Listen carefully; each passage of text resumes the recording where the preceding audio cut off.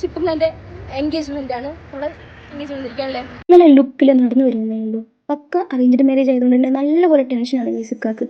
ആവശ്യത്തിൽ കൂടുതൽ ടെൻഷനും ബേജാറുള്ള മനുഷ്യനായതുകൊണ്ട് തന്നെ എൻഗേജ്മെന്റ് കാര്യത്തിൽ ആൾക്ക് നല്ലപോലെ പേടിയായിരുന്നു. ഞങ്ങളെല്ലാം ഇങ്ങനെ ബൂസ്റ്റാക്കി വിട്ട ആളൊരു അഡ്ജസ്റ്റബിളിൽ കൊണ്ടെടുക്കുന്നത്.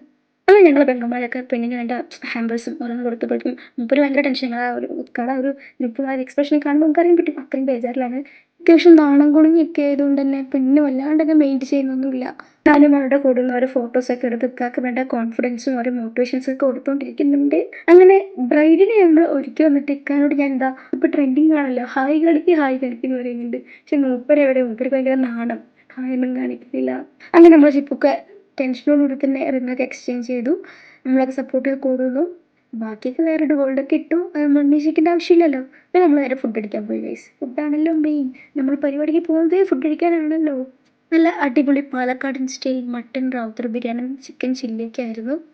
നമ്മളെ ഗ്യാങ്സൊക്കെ ബിരിയാണി നല്ലപോലെ അടിച്ച് കയറ്റുന്നുണ്ട്.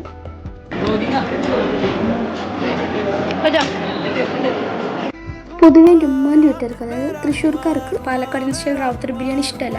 പക്ഷെ ഇതവിടെ ഫയാസ്ക നന്നായിട്ടുണ്ടെന്നൊക്കെ പറയുന്നുണ്ട്.